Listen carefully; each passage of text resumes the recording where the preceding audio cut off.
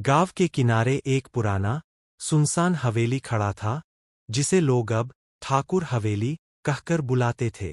कहते हैं कि कई साल पहले वहां ठाकुर प्रताप सिंह अपने परिवार के साथ रहते थे। लेकिन एक भयानक आग में पूरा परिवार जलकर मर गया और तब से हवेली वीरान पड़ी थी। पर उस हवेली में एक चीज आज भी सलामत थी, एक पुराना रेडियो। कहानी शुरू होती है रामू से, जो गांव का एक गरीब लड़का था। वह हर रोज जंगल से लकड़ियां काटता और उन्हें बेचकर अपना गुजारा करता था। एक दिन लकड़ियां काटते हुए वह उस हवेली के पास से गुजरा। उसे अंदर से हल्की सी रेडियो की आवाज सुनाई दी, जैसे कोई पुराने फिल्मी गीत बजा रहा हो। लगा चुनरी में दाग। रामू चौंक गया। इतनी पुरानी और सुनसान हवेली, और उसमें रेडियो बज रहा है। उत्सुकतावश वो अंदर गया। हवेली में धूल और मकड़ी के जाले ही जाले थे, पर जैसे ही वो दालान में पहुंचा, उसने देखा एक पुराना लकड़ी का रेडियो अपने आप बज रहा था।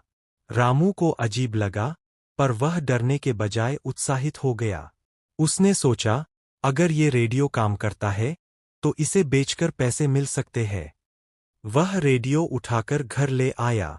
रात में जब सब सो गए, रामू ने जिज्ञासा से रेडियो ऑन किया। बटन घुमाया।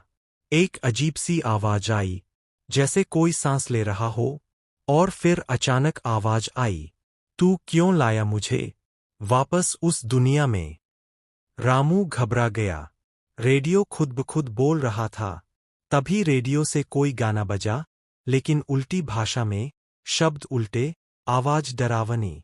कमरे की बत्तियां झपकने लगीं। रेडियो की बत्ती लाल हो गई और उसमें से धुआं निकलने लगा। अगली सुबह रामू गांव में नहीं था। उसके घर का दरवाजा खुला था और रेडियो बीच में पड़ा था, वही गाना बजाते हुए। लगा चुनरी में दाग। गांव वालों ने जब हवेली की जांच की तो पाया कि उस रेडियो को ठाकुर प्रताप सिंह की बेटी रत्ना बहुत प्यार करती थी। आग लगने की रात वह उसी रेडियो के पास थी, और कहते हैं कि उसकी आत्मा उसी रेडियो में कैद हो गई। अब जो भी उस रेडियो को छूता है, वह कभी लौटकर नहीं आता।